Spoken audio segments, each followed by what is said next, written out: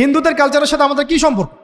আমরা মুসলিম, আমরা মুহাম্মদ সাল্লাল্লাহু আলাইহি ওয়াসাল্লামের উম্মত। আমাদের সাথে মুশরিকদের কি সম্পর্ক?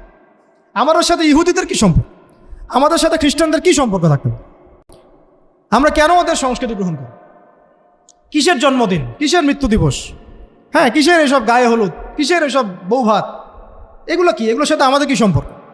আমাদের সাথে সম্পর্ক হচ্ছে হিজাবের, সালাতের, তাসবির, সিজদার, জায়নামাজের, আতরের, খুশবুর, মিসওয়াকের। আমাদের সাথে এগুলোর সম্পর্ক। আমাদের সাথে সম্পর্ক হিজাবের, আমাদের সাথে সম্পর্ক ইসলামিক ক্যালিগ্রাফির, আমাদের সাথে সম্পর্ক কোরআনের, হাদিসের, সিরাতের, লেখাপড়া, ইলমি পরিবেশের, তাসাউফের। এগুলো আমাদের কালচার। তো কালচার খুব ইম্পর্টেন্ট। কালচার থেকে দূরে সরে গেলে আমাদের আকীদা নষ্ট হয়ে যায়। আল্লাহ পাক আমাদেরকে আমাদের কালচার ধরে রাখার তৌফিক দান করেন। আমি আমার মেয়ের সাথে একটু আগে খেলছিলাম, তো তখন তাকে দেখে আমার কাছে মনে হলো যে আমি আমার মেয়ের জন্যে কোন কোন বিষয়গুলোতে বেশি নসিহত করার প্রয়োজন বোধ করব। আমি কিভাবে আমার মেয়েকে বড় করতে চাই। আমি আমার মেয়ের জন্য যা পছন্দ করি, আমার বোনের জন্য যা পছন্দ করি, আমার মায়ের জন্য যা পছন্দ করি, আমার স্ত্রীর জন্য যা পছন্দ করি, আমার উচিত আমাদের উম্মার বোনদের জন্য তাই পছন্দ করা। তো এটাকে নিজের মতো করে চিন্তা করে আমি ভাবলাম যে আমার মেয়ে হলে আমি এই 10টা নসিহত করব। তো সেই 10টা পয়েন্ট আমি লিখে নিয়ে আসছি। তো কথা না বাড়িয়ে আমি শুধু মূল পয়েন্টগুলো দিকে আপনাদেরকে ফোকাস করতে চাই। প্রথম যে বিষয়টা আমি আপনাদের দৃষ্টি আকর্ষণ করতে চাই যে আল্লাহ রাব্বুল আলামিন আপনাদেরকে এই সমাজের বোঝা হিসেবে সৃষ্টি করেন নাই। আল্লাহ রাব্বুল আলামিন আপনাদেরকে এই সমাজের বোঝা হিসেবে সৃষ্টি করেননি, বরং আল্লাহ রাব্বুল আলামিন আপনাদেরকে এই উম্মতের একটা গর্বিত অংশীদার হিসেবে সৃষ্টি করেছে।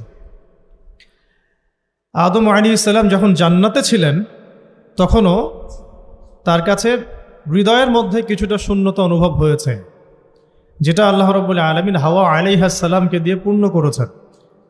এবং তার বুকের পাঁজরের হাড় থেকেই তার স্ত্রীকে আল্লাহ পাক সৃষ্টি করেছেন। এবং উভয়ের প্রতি আল্লাহ পাকের নির্দেশ কিন্তু সমান ছিল। এমন না যে আদম আলাইহিস সালামকে বলা হয়েছে এই গাছের কাছেও যেও না, হাওয়া আলাইহিস সালামকে বলা হয় নাই, ব্যাপারটা কিন্তু এমন নয়। বরং উভয়ের প্রতি সমান আদেশ ছিল। ওয়ালা তাকরাবা হাদিহিশ শাজারা। তাকরাবা শব্দটা দ্বিবচন। তোমরা দুজনের কেউই এই গাছের কাছে যাবে না। অর্থাৎ আল্লাহ পাকের যে আদেশগুলো আসমানি কিতাবের মাধ্যমে আমাদের কাছে এসেছে, এগুলো নারী এবং পুরুষের জন্য সমান। ক্ষেত্র বিশেষে কিছু কিছু সূরতে আমলের, চলাফেরার, উসুলের কিছু পার্থক্য আছে, কিন্তু আমভাবে প্রত্যেকটা নসিহত এবং আদেশ কিন্তু নারী পুরুষ সবার জন্য সমান। আমরা যদি চাই যে বাংলাদেশের মাটিতে দিন প্রতিষ্ঠা করতে, তাহলে শুধুমাত্র পুরুষদের ভূমিকা যথেষ্ট না, কোশ্চিনকালও যথেষ্ট না। কারণ প্রত্যেকটা পুরুষই কোনো না কোনো মায়ের সন্তান, কোনো স্ত্রীর স্বামী, কোনো বোনের ভাই, অথবা কোনো মেয়ের বাবা। তাহলে যদি শুধু পুরুষবাচক শব্দে আমরা সমাজ সংস্কার করতে যাই, আমরা ব্যর্থ হব। দুঃখের সাথে বলতে হচ্ছে এটা, কিছু কিছু ক্ষেত্রে আমাদের আত্মসমালোচনার দরকার আছে।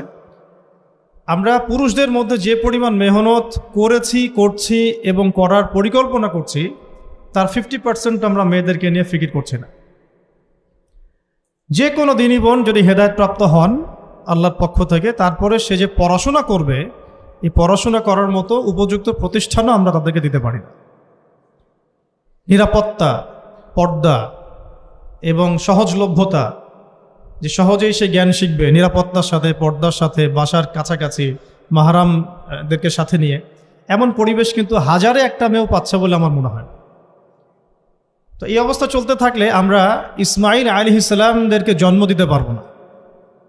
যদি প্রত্যেকটা পরিবারের কর্তা ইব্রাহিম না হন এবং মায়েরা হাজরা আলাইহিস সালাম এবং সারা আলাইহিস সালামের মতো না হন, তাহলে তো ইসমাইলি প্রজন্ম আমরা জন্ম দিতে পারবো না। সেক্ষেত্রে আমরা আল্লাহ পাকের জমিনে দিন প্রতিষ্ঠাও করতে পারবো না। এখানে অনেক প্রান্তিকতা আমাদের মধ্যে আছে, আবার অনেক ছাড় না দেওয়ার মানসিকতা আমাদের মধ্যে আছে। যেমন আমি এখন আপনাদেরকে যেভাবে নসিহত করছি, তো প্রিয় দিনী বোনেরা, আমি আপনাদেরকে যে কয়েকটা পয়েন্ট টাচ করতে চাচ্ছিলাম। তার প্রথমটা হচ্ছে নোট করে নেবেন, এগুলো বাসায় পরবর্তীতে আপনারা এগুলো নিয়ে আলোচনা করতে পারবেন বা এটা নিয়ে আরও বিস্তারিত পড়াশোনা করতে পারবেন। যে দেখুন, সহজ কথা কি যে আমরা নারী পুরুষ সবাই দুনিয়াতে এসেছি, হয়তো 50, 60, 70, 100 বছর আপনি আমি বাঁচব, এবং এরপরে কিন্তু আমাদেরকে একটা জার্নি শুরু করতেই হবে। এখন আমাদের সহজ কথা কি? সহজ কথা হচ্ছে আমাদেরকে দুনিয়াতে আল্লাহ পাকের দাসত্ব করতে হবে, পরিপূর্ণ ইসলাম পালন করতে হবে, এবং আল্লাহ পাকের জমিনে তার দিনটাকে প্রতিষ্ঠার চেষ্টা করতে হবে। এছাড়া তো আমাদের কোনো কাজ নাই পৃথিবীতে আমাদের কাজটা কি আসলে?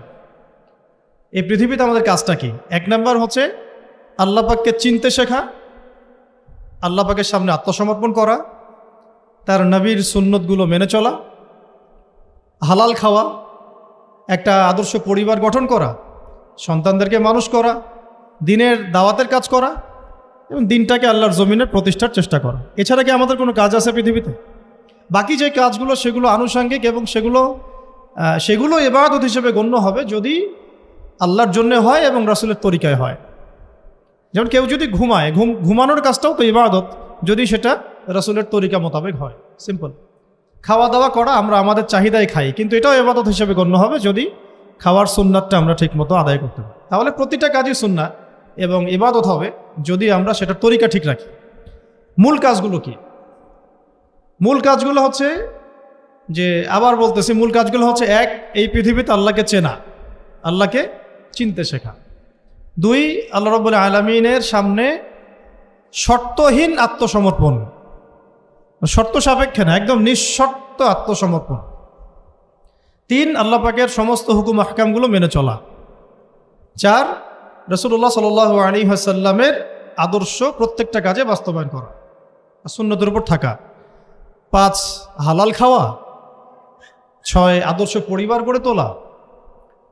7, সন্তান প্রতিপালন। 8, সৎ কাজে আদেশ। 9, অসৎ কাজে নিষেধ। 10, আল্লাহ পাকের এই জমিনের মধ্যে দিনটাকে প্রতিষ্ঠার চেষ্টা করা, যার যা সামর্থ্য আছে তাই দিয়ে। কেউ জান দিয়ে করবে, কেউ মাল দিয়ে করবে, কেউ কথা দিয়ে করবে, কেউ লিখনি দিয়ে করবে, কেউ প্রয়োজনে আল্লাহর পথে জিহাদ করবে, কেউ প্রয়োজনে শহীদ হবে, যার যেটা সুরত সে সেভাবে করবে। এছাড়া কি দুনিয়াতে আমাদের কোনো কাজ আছে?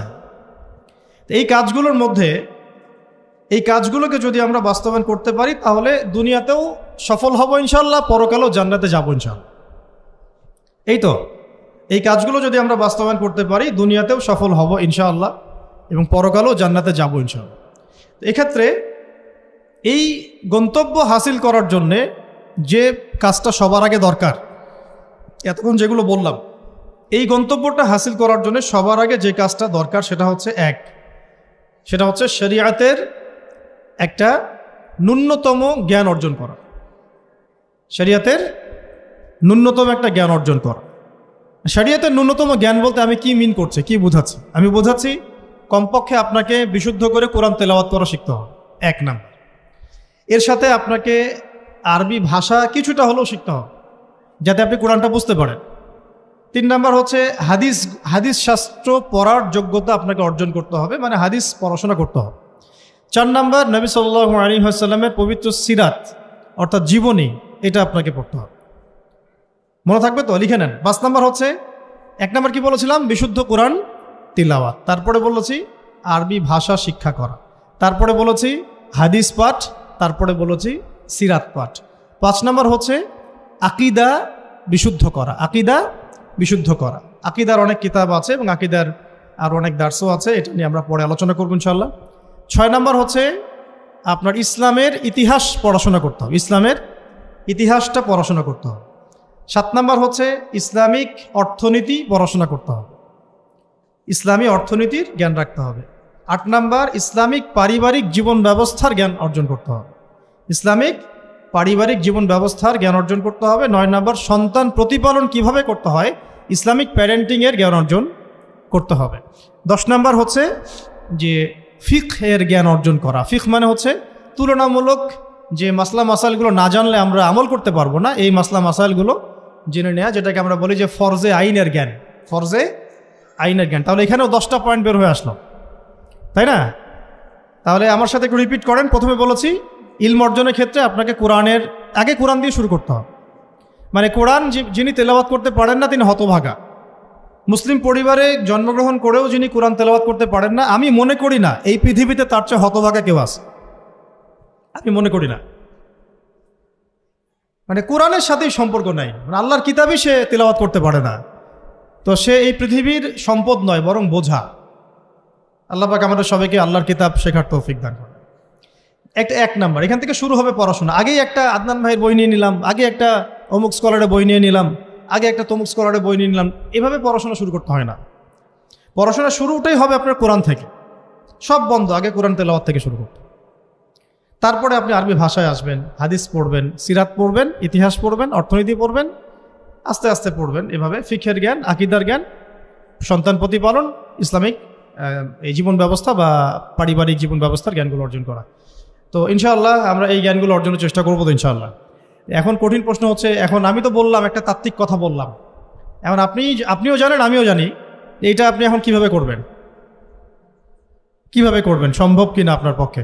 কারণ এখানে অনেকেই, বেশিরভাগই হয়তো বা জেনারেল ব্যাকগ্রাউন্ডের মানুষ, যারা অনার্সে পড়েছেন, মাস্টার্স পড়েছেন, বা এখন ফ্যামিলি লাইফে আছেন, কেউ কখনোই মাদ্রাসার দুয়ারেও যেতে পারেন না। এখন যদি আপনি এগুলো শুরু করতে চান, তাহলে আপনার সামনে অপশন কি আসলে? আপনি কি আবার শুরু থেকে মাদ্রাসায় ভর্তি হতে পারবেন? উত্তর হচ্ছে না। তাহলে সেকেন্ড অপশন হচ্ছে মাদ্রাসা ভিত্তিক যদি শর্ট কোর্স চালু করা হয়, সেই শর্ট কোর্সগুলো আপনাকে করতে হবে, এছাড়া তো কোনো অপশন নাই। 3 নম্বর আরও প্রশ্ন আসবে, এটা কি আপনি অফলাইনে সব জায়গায় মুভ করে করে করতে পারবেন? উত্তর হচ্ছে না। যদি আপনার অফলাইনে আপনার সামনে কোনো সুযোগ থাকে তাহলে তো ভালো, যে আপনার বাসার পাশে একটা মাদ্রাসা আছে বা আপনার এলাকাতে একটা সুন্দর মাদ্রাসা আছে, এটা থাকলে তো আলহামদুলিল্লাহ এবং ভালো, আমরা চাই সেটাই হোক। কিন্তু সবার ক্ষেত্রে এটা পসিবল হয়ে ওঠে না, এই কারণে অনলাইনের কোর্সগুলোর দিকেও একটু ফোকাস করতে পারেন, যাতে ঘরে বসে পর্দার সাথে আপনি কোর্সগুলো করতে পারেন। 4 নম্বর পয়েন্ট হচ্ছে, এই কোর্সগুলো করলেই আবার সব শেখা যায় না, কারণ অনলাইনের কোর্সগুলো তো আপেক্ষিক, এগুলো সব সামনাসামনি বসে তো পড়ানো হয় না, এই কারণে ইফেক্টটা আসে না। এই যে সামনে বসে লেকচার দিচ্ছে, এটার যে ইম্প্যাক্ট, এটা অনলাইন লেকচার শোনার ইম্প্যাক্টটা সেম না কখনো। এই জন্য আমরা সবসময় বলি যে ওস্তাদদের সামনে গিয়ে দার্স নেওয়া আর কি। এই সুযোগটা তো সবাই সব মেয়ে পাচ্ছেন না, এই জন্য আমরা আপনাদের প্রতি আহ্বান করব এবং আমরাও উদ্যোগ নেওয়ার চেষ্টা করব, যাতে প্রত্যেকটা বিভাগীয় শহরে, অ্যাটলিস্ট প্রত্যেকটা বিভাগীয় শহরে মেয়েদের জন্য একটা স্বনামধন্য, একটা আদর্শ দিনী মার্কাজ প্রতিষ্ঠা করা যায়, যেখানে অফলাইনে আমাদের দিনী বোনরা এসে সপ্তাহে 2 দিন 3 দিন শিখবেন। এতে ইনশাল্লাহ 1 বছর অনলাইনে পড়ার চাইতে বেশি ফায়দা হবে। কিন্তু এই কাজটা আমার একার পক্ষে করা সম্ভব না, ওনার একার পক্ষে করা সম্ভব না। উনি বললাম এটা নিয়ে আবার ঝগড়া করতে পারে, আমাদের উস্তাজার একার পক্ষে করা সম্ভব না, আমাদের প্রিয় উস্তাজার একার পক্ষে করা সম্ভব না, ঠিক আছে? তো এটা আবার আমাদের সবাইকেই হাত লাগাতে হবে। আমার কাছে এত অর্থ সম্পদ নাই, আমার কাছে কোনো জায়গা জমিও নাই, থাকলে আমরা আল্লাহর রাস্তায় ফি সাবিলিল্লাহ দিয়ে দিতাম। যাদের কাছে আছে তারা এগিয়ে আসেন, প্রতিষ্ঠান গড়ে তোলেন, প্রত্যেকটা এলাকায় একটা করে মেয়েদের মার্কাজ গড়ে তোলেন, টিচারদেরকে আমরা ট্রেন করে দিব ইনশাআল্লাহ, সিলেবাস আমরা দিয়ে দিব ইনশাআল্লাহ, মুআল্লিমা আমরা পাঠাবো ইনশাআল্লাহ। একটা এলাকার বোনদেরকে যেন বাইরে যেতে না হয়, সে এলাকার মধ্যেই তারা 100 জন 50 জন বসে বসে দিন শিখবে। সম্ভব না এটা করা? অনেক আগেই সম্ভব ছিল এবং জরুরিও ছিল, কিন্তু আমরা অন্যদিকে বেশি ফোকাস করছি। মেয়েদেরকে সত্যি এখানে আমরা অবহেলার মধ্যেই রেখেছি। এখন আমার মেয়ে হয়েছে বলে আমি খুব কনসিয়াস যে আমি এখন মেয়ে নিয়ে কী করবো, আমার মেয়েকে আমি কিভাবে বড় করব। এখন তো আমি মেয়েকে পড়তে অন্য কোথাও পাঠাবো না, কারণ সিকিউরিটি কনসার্ন। আমি আমার মেয়েকে কোথাও মেসে থাকতে দিব না, সিকিউরিটি কনসার্ন, এবং আমাদের গায়রতের খেলাফ, ব্যক্তিত্বের খেলাফ। তাহলে আমার মেয়েকে পড়াশোনা করানোর জন্য আমাকেই প্রতিষ্ঠান গড়ে তুলতে হবে, এবং এমন প্রতিষ্ঠান যেখানে আমার মেয়ে দুনিয়াবি জ্ঞানও পাবে, পরকালের জ্ঞানও পাবে। তো এটা তো অ্যাভেলেবল না। তো অ্যাভেলেবল হবে কখন? যখন সবাই হাত লাগাবো। দেখেন, আমি একটা হাদিস মনে করে দিই আপনাদেরকে, এটা বলতে চাচ্ছিলাম না কিন্তু বলছি। নবী সাল্লাল্লাহু আলাইহি ওয়াসাল্লাম একদিন ঈদের খুতবা দিচ্ছিলেন, এবং ওই খুতবাতে তিনি বলেছিলেন যে, হে মুসলিম নারীগণ, আমি জাহান্নামে দেখে এসেছি যে তোমাদের সংখ্যা বেশি। মুসলিম নারীগণের সংখ্যা বেশি, এটাও হাদিসের সঠিক ফাহাম না। মানে পুরো এই উম্মতের মধ্যে নারীদের একটা বড় অংশ জাহান্নামে যাবে, এই উম্মতের মধ্যে। তো তোমরা বেশি বেশি সাদাকা করো, তোমরা বেশি বেশি সদকা করো, একটা খেজুরের টুকরা দান করে হলেও জাহান্নাম থেকে বাঁচো। তো এটা বলার পরে বেলাল রাদিয়াল্লাহু আনহু একদিক থেকে আরেক দিক হাঁটছিলেন, সাথে একটা কাপড় ছিল। নারীরা তাদের কেউ গলার হার, কানের দুল, হাতের মানে চুড়ি, এগুলো সোনার সব খুলে খুলে দান করছিলেন। মেয়েদেরকে সাদাকার মধ্য দিয়ে জাহান্নাম থেকে বাঁচতে হবে। সদকা করার মধ্য দিয়ে মেয়েদেরকে জাহান্নাম থেকে বাঁচতে হবে। আজকে যদি আপনি একটা প্রতিষ্ঠান গড়ে দিয়ে যেতে পারেন, এটা যদি আরও 50 বছর সাস্টেইন করে, এই 50 বছর এখানে যত মানুষ দিন শিখবে সমস্ত মানুষের ইলমের নেকি আপনি পাবেন। কিন্তু আমরা কিন্তু সবাই ব্যক্তি স্বার্থ নিয়ে চিন্তা করি আর দুনিয়ার স্বার্থটাকে বেশি প্রাধান্য দিই। আমার 500 জায়গা আমি দিয়ে দিব, আপনি দিচ্ছেন না, বরং আপনি পরকালের জান্নাতের একটা জায়গা আপনি সার্টিফাইড করছেন। কে জানে, হয়তো এই ওসিলায় আপনার জান্নাতের ফয়সালা হয়ে যেতে পারে। কেউ 10% জমির মধ্যে একটা মসজিদ করেছে, হতে পারে এই মসজিদের ওসিলায় আল্লাহ পাক তাকে জান্নাত দিতেও পারেন।